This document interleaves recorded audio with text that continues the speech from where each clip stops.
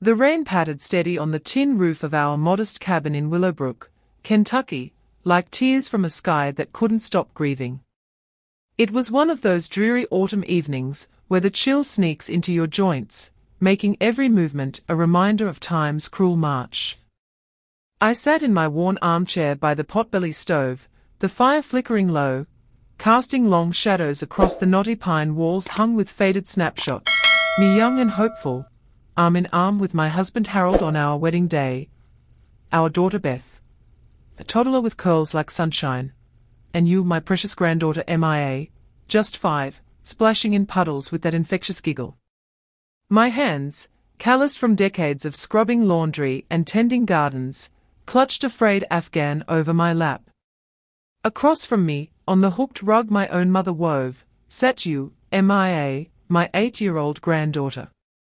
Your auburn braids were damp from the dash inside, your freckled cheeks flushed, and your hazel eyes, so like Beth's, watched me with a quiet intensity, as if you sensed the storm brewing in my soul. "Granny Agnes," you asked, your voice a soft murmur against the downpour, hugging your stuffed rabbit tight. "Why do your eyes look far away tonight? Like you're seeing ghosts in the rain?" I set my teacup down with a gentle clink on the side table, the chamomile gone cold, its steam long faded. The grandfather clock in the corner ticked solemnly, each second an echo of lost moments. But the memories surged tonight, stirred by the relentless rain, demanding to be shared. Therefore, I drew a deep breath, feeling the weight of 70 years press down. "It's not ghosts, little one," I said, my voice low and steady, though my heart quivered like leaves in the wind. "It's a sorrow that's waited too long to be told, sharp as a thorn in the flesh. You ready for it? This tale has darkness, MIA, deep enough to swallow the light." You nodded quick, scooting closer until your knee touched mine, the rug bunching under you. The stove hissed as a log settled, sparks dancing like fleeting hopes, and outside, lightning cracked, illuminating the twisted oaks like skeletal hands. But you were my light, MIA, visiting every other weekend since Beth and her husband moved to the city for his factory job, leaving me here with the creaking beams and echoes of laughter. Tonight, with the road slick and the power flickering, your face said you needed more than oatmeal cookies and nursery rhymes. You needed the raw heart of my trials, the kind that forges unbreakable bonds. Therefore, I leaned in, my eyes locking on yours in the fire's glow, and let the words flow. "It begins with abandonment, MIA, I whispered, my tone dropping like the rain's tempo. "The cruelest kind, the one from your own blood, when trust snaps like a brittle branch. Imagine this: a foggy morning after your grandpa Harold's funeral, the air thick with the scent of damp soil and wilting lilies. The cemetery was a sea of black umbrellas, folks from Willowbrook huddled close, neighbors who'd shared our suppers, cousins murmuring prayers, the preacher's voice droning like distant thunder. Harold's casket gleamed dark under the grey sky, lowered into the earth he'd tilled for 40 years. But I stood there, numb as frostbitten fingers, my black dress heavy with rain, staring at the hole where my heart seemed buried too. Your eyes widened, and you hugged your rabbit closer, the fire's light playing across your face. The rain hammered harder, blurring the windows like tears on glass. Therefore, I painted the scene clearer, drawing you in. We'd forged a life from nothing, Harold and me, sweethearts since the county fair, him with his farmer's strength and laugh that could chase clouds. I was the girl from the hollow, dreaming of bright lights, but choosing love's steady glow. We scraped by on his crop yields and my sewing for town ladies, raising Beth through lean winters and feverish nights. But losses piled early, Harold's bad back from a tractor flip, my stillborn babies before Beth arrived like a miracle. Therefore, we sacrificed deep, walking miles for doctor's visits when the truck failed, scrubbing extra floors for her school clothes, burying my city dreams to keep our farm afloat. Loved hard, or so I believed. Thunder rumbled, shaking the cabin, and you flinched, your hand reaching for mine. Your fingers were soft, warm, life untouched by hardship. Go on, Granny, you breathed. What happened after the funeral? I swallowed the bitterness, the memory sour as unripe berries. The crowd thinned, folks patting my shoulder with sorry for your loss like it could mend the rip. But Beth, your mama, lingered by the grave, her coat buttoned tight, her eyes avoiding mine. She'd come from the city, her husband Tom at her side, you a babe in her arms. I thought she'd stay, help sort Harold's things, share the grief. But as the last car sloshed away on the muddy path, she turned to me, voice flat like hammered tin. Mom, she said, get in the car. I'll drive you home. My heart lifted a bit, home, with its warm stove and Harold's empty chair. Therefore, I climbed in, the heater blasting fog from the windows, the wipers slapping rhythm like a broken heart. You gasped, your free hand covering your mouth. The stove's glow caught the silver in my hair, turning strands to threads of moonlight. But the tale pressed on, vivid as the lightning. We drove silent at first, past the church steeple and the frozen fields, the village fading behind. But Beth took a turn, onto a narrow village road, winding through bare woods, no houses in sight. The car slowed, gravel crunching under tires, and she pulled over, engine idling like a threat. This is far enough, she said, eyes hard as flint. My stomach dropped, far enough. What do you mean? I asked, voice trembling like the leaves outside. She sighed, gripping the wheel. Dad's gone, Mom. You're old, a burden. I can't take care of you. Get out. The words echoed in my mind, heavy as storm clouds. Shock rippled through me, Beth, my miracle girl, the one I'd rocked through colic, walked miles to school for, sacrificed city trips to buy her dresses. After Harold's heart gave out in the barn, I'd poured my grief into her, thinking family was my anchor. But she just stared ahead, engine humming. Out, Mom. Find your way. We're done. MIA, your breath hitched now, tears welling like the rain outside. You crawled into my lap, burrowing close, your rabbit squished between us. I held you tight, breathing in your shampoo scent, the only pure thing left. It hurt, didn't it, Granny? You whispered into my neck. Like fire in the veins, darling, I confessed, voice cracking like thunder. Wanted to beg, to remind her of every sleepless night, every mile trudged for her sake. But something, Mama's stubborn pride, or the love that raised her, held me back. I stepped out, boots sinking in mud, the door slamming like a final word. She drove off, tail lights fading into fog, leaving me on that empty road, 68 and alone. The cabin fell quiet, save the rain's drum. Therefore, I rocked you slow, the chair groaning familiar. That night, stumbling home through the woods, a spark lit, not hate, but survival. I'd find a way to stand, to show her what she'd lost. But by morning, a knock came, changing everything. The clock chimed 10, deep and grave. You lifted your head, eyes red but curious. Who knocked, Granny?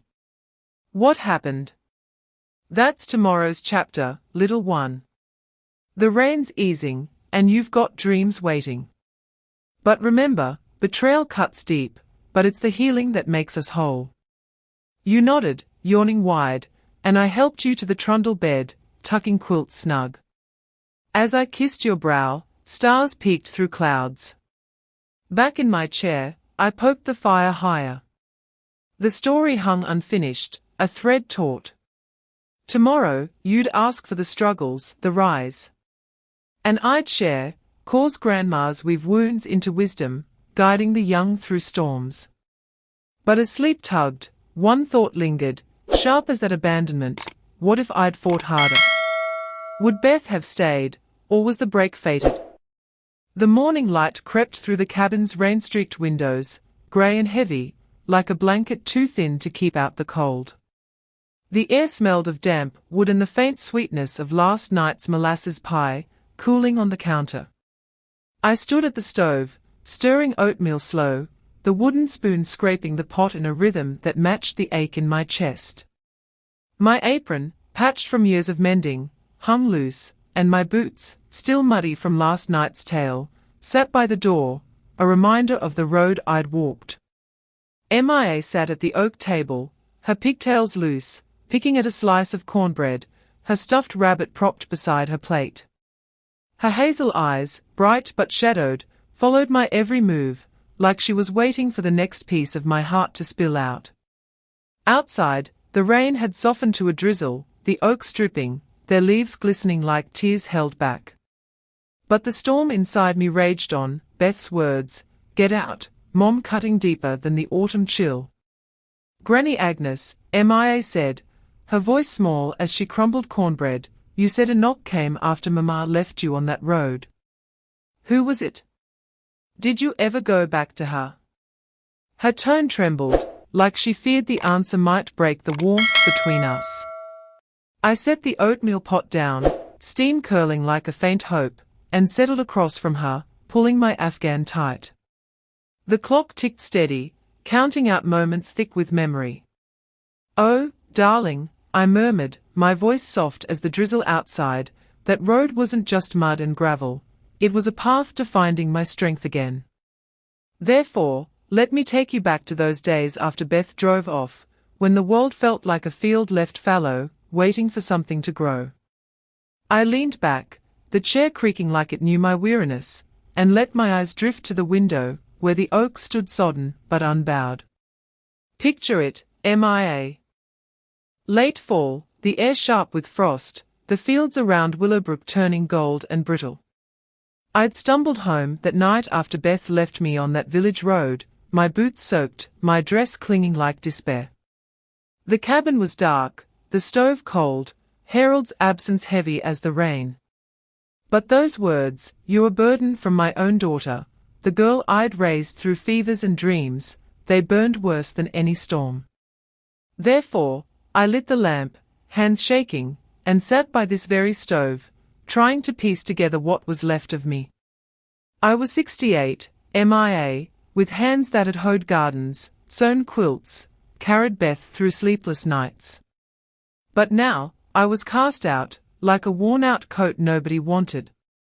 Mia's cornbread sat untouched, her hands clutching her rabbit tight. "Did you cry, Granny? Were you scared all alone?" Her voice was a whisper, her eyes wide with worry. I sighed, stirring my tea, the spoon clinking like a distant church bell. "Cried enough to fill a bucket, darling. But fear, that came and went like the wind. Therefore, I got to work, 'cause sitting still lets the hurt win. I swept the floors till they shone, chopped kindling with Harold's old axe, baked bread for the neighbors who'd come by with casseroles after the funeral. My hands moved, mending curtains, knitting scarves for the church sale, planting late carrots in the garden, while my heart wrestled. I'd sacrificed so much for Beth, nights sewing till my fingers bled, winters hauling wood to keep her warm, dreams of seeing the ocean traded for her schoolbooks. But her words made me feel small, like all those years meant nothing. A gust rattled the window, and Mia shivered, sliding off her chair to curl up beside me, her warmth a spark in the gloom. "You're not small, Granny," she said, fierce as a kitten. "You're big as the sky." I hugged her close, my throat tight. "Bless you, child." But back then, I had to prove it to myself. Therefore, I leaned on Willowbrook. Miss Clara, the postmistress, brought me soup and gossip. Old Mr. Tate shoveled my walk for a slice of pie. I started taking in sewing again, hemming dresses, patching overalls, earning enough to keep the lights on.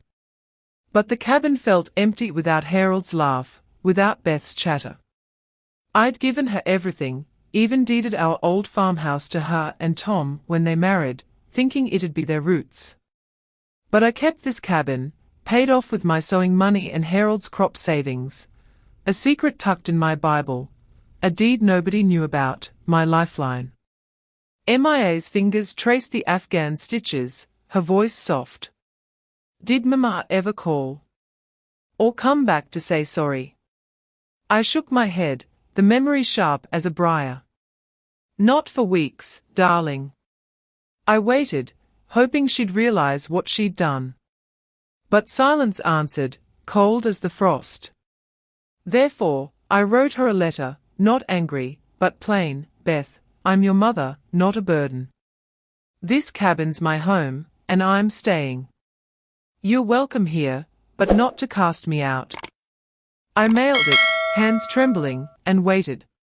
No reply came, but I kept living, baking for the church, joining the quilt guild, singing hymns till my voice felt whole. Every task was a step, saying, I'm still here. But my heart ached for you, MIA, stuck in the city with Beth's busy life, missing our story times. The kitchen hushed, save for the clock's tick and the drizzle's patter. I could see it, the way I'd rebuilt, one small act at a time, while Beth's betrayal festered like a splinter. Money was tight, I continued, stroking MIA's braid. I sold some of Harold's tools, traded jam for eggs, but this cabin was mine, free and clear. That deed, hidden in the Bible, was my backbone. Beth didn't know, and neither did Tom, not yet. It was my shield, proof I wasn't nobody's cast off. But I was lonely, MIA, till one morning, a knock came, loud as a hammer on wood, shaking the whole cabin. MIA's head snapped up, eyes wide as saucers. Who was it, Granny? Was it Mama? I patted her cheek, my smile faint but steady. That's for tomorrow, little one. The story's got a final twist, and it's worth the wait. Therefore, let's get that oatmeal in you before it turns to glue. She pouted but climbed back to her chair, spooning up her breakfast. As I watched her eat, the light catching her auburn braids, I felt the past settle quieter. The knock was coming, and with it, a chance to mend or break for good. But that was a tale for when the rain stopped and the sun broke through. The afternoon sun broke through the clouds, streaming into the cabin's kitchen like a promise kept, bathing the oak table in a warm, golden glow. The air carried the rich scent of molasses pie, fresh from the oven, mingling with the earthy tang of damp wood from the fire crackling in the potbelly stove. I sat in my worn armchair, my hands folded over the Afghans stitched from Harold's old flannel shirts, each patch a memory of love weathered by loss. MIA sprawled on the hooked rug, her crayons scattered like wildflowers, sketching a bright red barn under a sky of blue scribbles. Her hazel eyes, so like Beth's, flicked to me, brimming with hope, but shadowed by the weight of my story. Outside, the drizzle had stopped, leaving the oaks glistening, their leaves catching the light like jewels, as if the world was ready for truth to take root. But inside, my heart still thrummed with the echo of Beth's betrayal, her cold words on that village road, "You're a burden," and the knock that had promised change. Granny Agnes, MIA said, setting her crayon down, her voice soft but eager, "You stopped at the knock. Who came to the cabin? Did Mama fix what she broke?" Her small hands clutched her rabbit, her eyes pleading for a happy ending. I leaned forward, the armchair creaking like it shared my resolve, and brushed a stray braid from her face. The clock ticked steady, a quiet rhythm grounding us in the moment. "Oh, darling," I murmured, my voice warm as the sun's rays, "that knock wasn't just a sound, it was a door opening to something new, a chance to mend or stand firm. Therefore, let me take you back to that morning, when the frost melted and my heart found its way." I closed my eyes, letting the memory unfold like a quilt in the sun. Picture it, MIA. Early spring, the air soft with new buds, the fields around Willowbrook waking up green. I was in the garden, turning soil with a trowel, the earth cool and forgiving under my hands. This cabin, my cabin, was alive again, windows sparkling, porch swept, my sewing basket overflowing with orders for aprons and baby quilts. I'd rebuilt my days after Beth left me on that road, stitch by stitch, baking for the church bazaar, knitting for the shelter, singing hymns with the choir till my voice felt strong. But her words still stung, sharp as a briar, and I carried them quiet, like a stone in my pocket. Therefore, I'd kept living, proving I wasn't a burden, but my heart ached for you, for Beth, for the family we'd been. Mia scooted closer, her sketchpad forgotten, knees tucked under her. Was it Mama at the door, Granny?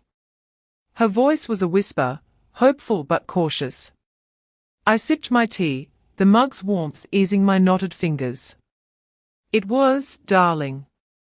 Beth stood on the porch, her city coat too stiff for our dirt road, holding a tin of cookies, oatmeal raisin, your favorite. Her eyes were red, like she'd been crying all night, and she held a letter, crumpled like it had been read 100 times. Mom, she said, voice breaking like thin ice, can I come in? I nodded, heart pounding, and led her to this table. The coffee pot hissed, steam curling like a question, and we sat, the tin between us like a fragile bridge. The memory sharpened, Beth's hands trembling, her coat unbuttoned, revealing a scarf I'd knitted years ago. She looked at me, I continued, my voice steady as the clock, and said, I got your letter, Mom. I was wrong, horrible, cruel. I was scared, with Tom's job shaky and you needing so much after Dad. My breath caught, MIA. I'd sacrificed everything for her, nights sewing till my eyes burned, winters hauling wood to keep her warm, dreams of travel swapped for her future. But fear had twisted her love into something cold. Therefore, I listened as she poured it out, how the city drained her, how losing Harold broke her too, how she'd pushed me away to feel in control. I'm sorry, she whispered, tears falling. Can you forgive me? Mia's rabbit dropped to the rug, her eyes wide. Did you, Granny? Did you let her back? I smiled, soft but firm, patting her hand. Forgiving's a choice, Mia, not a feeling. I looked at her, saw the girl I'd raised, the one who'd danced in this kitchen, who'd needed me through nightmares. But I saw me too, strong enough to walk that road home, to keep this cabin mine with the deed hidden in my Bible. Therefore, I said, Beth, I forgive you, 'cause love's bigger than hurt. But I'm not a burden, and I'm staying here. You're welcome, always, but respect my home. She nodded, sobbing, and hugged me tight, her tears soaking my shoulder like rain. The fire popped, sending a spark dancing, and Mia climbed into my lap, her warmth a balm to old wounds. What about the knock, Granny? Was that all? She asked, her voice muffled against my Afghan. Not quite, I said, stroking her hair. That same week, I took my plan further, not for spite, but for truth. Therefore, I invited Beth and Tom to the county fair, where I'd set up a quilt booth, my work on display. The town knew my story, not from gossip, but from quiet truths shared with Miss Clara and the pastor. When Beth arrived, folks greeted her kind but firm, saying, Your mom's a pillar, Beth. She's carried this town. Her face flushed, not with shame, but with seeing what she'd tried to throw away. She sold pies beside me that day, her hands shaking but learning, and you, Mia, ran through the fair, leaving laughter like footprints.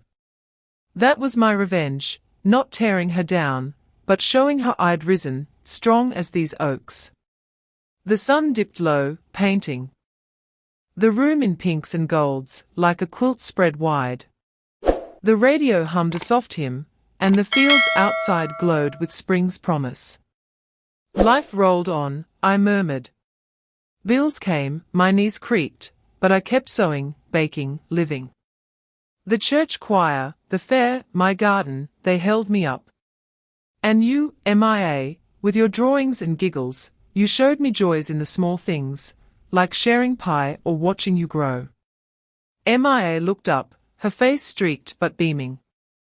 You're my hero, Granny. I'll never leave you alone. I kissed her forehead, tasting salt and sweetness. And you're my sunshine, darling.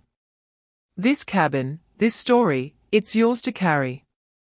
Build something strong with it, even when the world tries to push you out. Therefore, know this, betrayal can break you, but standing tall, with love and truth, makes you whole. I didn't destroy Beth. I let her see what family means, and we're stronger for it. We sat wrapped in each other, the stars winking outside, the pie cooling, the oaks standing guard. Peace settled, not perfect but hard-earned, woven from pain into hope that warmed us both.